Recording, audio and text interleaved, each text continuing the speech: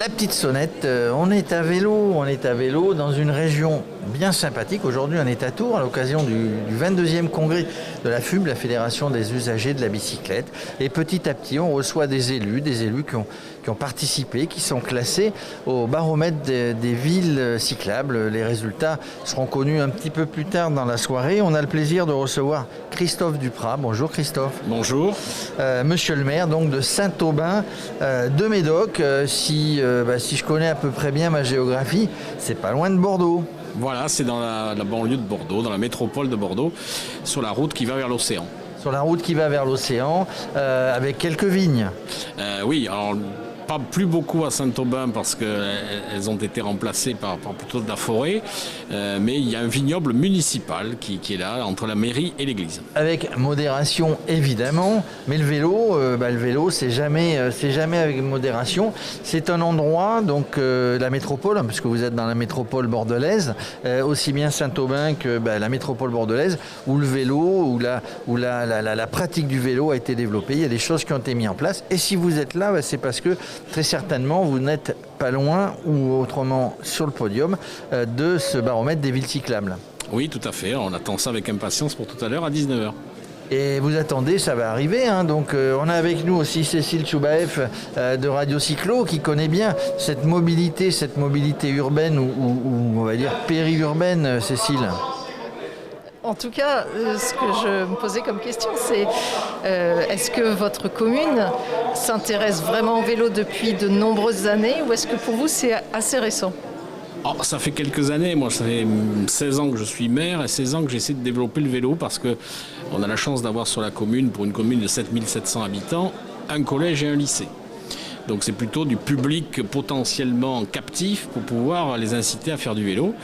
Donc c'était relier ce collège et ce lycée par tous les quartiers de la commune et nous y sommes parvenus et le plan cyclable a été terminé cette année en 2021. Alors vous avez raison de parler des élèves de collège et de lycée. On a interviewé sur Radio Cyclo des grands champions qui ont gagné à eux deux, je crois, 7 Tours de France, Bernard Hinault et Bernard Thévenet, deux grands champions qui ont gagné des Tours, des Vuelta, des Giro. Et quand je leur disais mais comment vous êtes arrivés au vélo, tout simplement ils m'ont répondu parce qu'on allait à l'école à vélo. Donc par contre il y a un vrai souci de sécurité, il faut prévoir cette sécurité pour les adultes d'ailleurs, mais aussi pour les enfants qui vont se rendre à vélo, donc des aménagements de sécurité. Oui, et puis une particularité, depuis 15 ans, nous avons ce qu'on appelle le vélobus. Là, c'est destiné aux enfants de l'école élémentaire et donc nous amenons par 3 lignes les enfants avec leur vélo jusqu'à l'école et ces lignes n'ont jamais arrêté depuis ces 15 années. Ça marche pourquoi ? Ça marche tout simplement parce que le pilote de la ligne, c'est un employé municipal.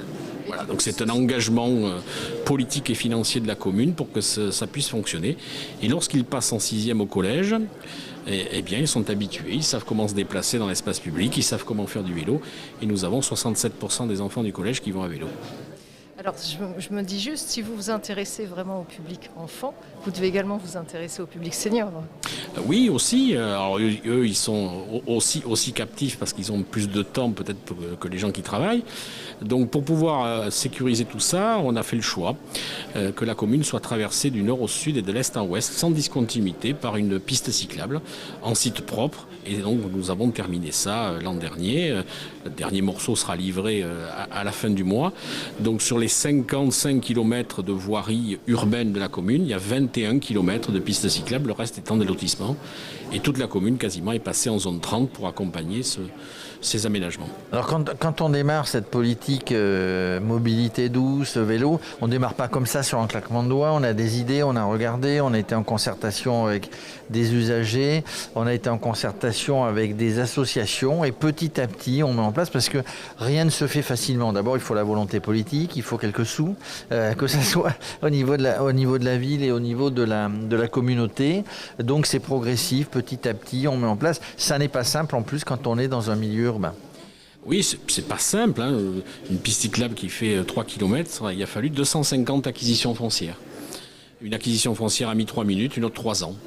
Certains nous ont dit je ne veux pas d'argent, je vous cède le terrain gratuitement parce que c'est l'intérêt général. L'autre nous ont facturé l'arrosage, l'arbre avec sa hauteur qu'on a pu enlever, etc.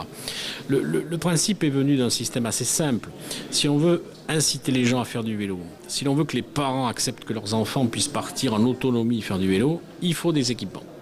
Une fois qu'on a fait ces équipements, on peut effectivement convaincre, décider des gens à le faire. Et le jour où on a pu faire, surtout la partie est-ouest, qui a été la plus importante, là on a vu immédiatement, dans les jours qui venaient de l'inauguration de la piste, des gens passer au vélo. Alors bien évidemment, comme nous sommes dans une commune périurbaine, les week-ends, où c'est davantage que la semaine.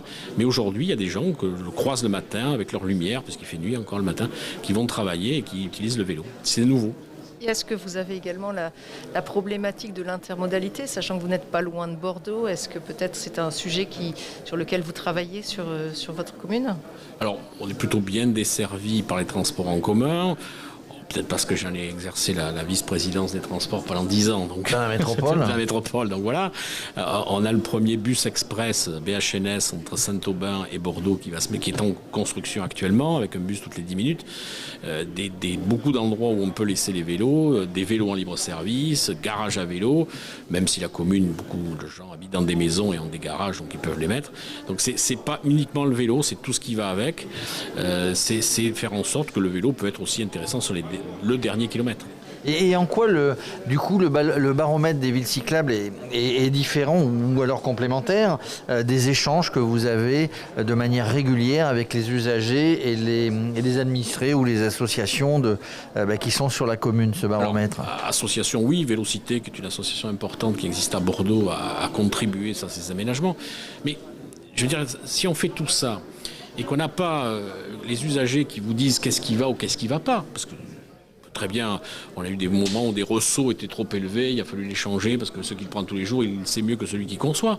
Le fait que ce baromètre, c'est pas un baromètre, c'est pas moi qui l'ai fait ce baromètre, ce sont les usagers qui l'ont fait. Et donc le fait que les usagers puissent nous dire, voilà, ça c'est bien, continuez dans ce sens-là, on est content de pouvoir utiliser, ça incite à en faire encore davantage. Vous êtes donc à l'aise du fait que cette action, l'action publique que vous menez, puisse être évaluée par les usagers? Je crois qu'elle est évaluée déjà tous les 6 ans. Oui, en dehors des 6 ans. Elle est faite tous les 6 ans. Et puis après, je veux dire, vous prenez les réseaux sociaux, elle est évaluée toutes les minutes. Oui, les avis tombent. C'est justement, tiens, on parle du digital, vous avez raison, il y a beaucoup de digital de toute manière dans la mobilité, dans les vélos. Tout peut tomber dans les 3 minutes et on a intérêt d'être plutôt efficace et répondre un petit peu, même si le rôle d'un élu, d'un maire est difficile. On ne peut pas répondre à tous les desiderata individuels de tous les gens qui sont sur la commune, mais logiquement, le vélo, en tout cas, cette mobilité douce, il y a consensus en règle générale. Oui, c'est pas un sujet qui fait polémique. L'arrivée du vélo assistance électrique a permis à des gens de s'y lancer alors qu'ils ne l'auraient pas fait pour plein de raisons qui sont celles-ci.